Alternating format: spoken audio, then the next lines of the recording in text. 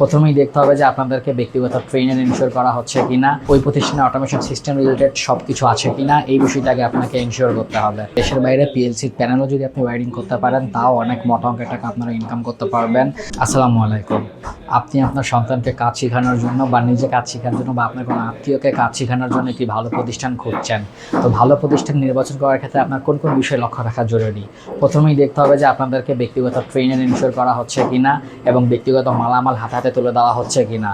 কাজ শেখা বলতে কি সেই প্রতিষ্ঠান শুধুই house wiring, motor controlling, industrial wiring বুঝে, নাকি দেশের বাইরে যেহেতু এখন অটোমেশন সিস্টেম পরিচালিত হচ্ছে সব কিছুতে, ওই প্রতিষ্ঠানে অটোমেশন সিস্টেম রিলেটেড সব কিছু আছে কিনা, এই বিষয়টাকে আপনাকে ইনশিওর করতে হবে। ভিএফডি শেষ করার পর প্রয়োজন হচ্ছে পিএলসি প্রোগ্রামিং নলেজের। যে দেশের বাইরে পিএলসির প্যানেলও যদি আপনি ওয়ারিং করতে পারেন, তাও অনেক মোটা অঙ্কের টাকা আপনারা ইনকাম করতে পারবেন। বা পিএলসির প্যানেল ট্রাবল শুট করতে পারলেও আপনারা অনেক ভালো ভালো অপরচুনিটি বা ভালো ভালো সুযোগের সন্ধান পাবেন।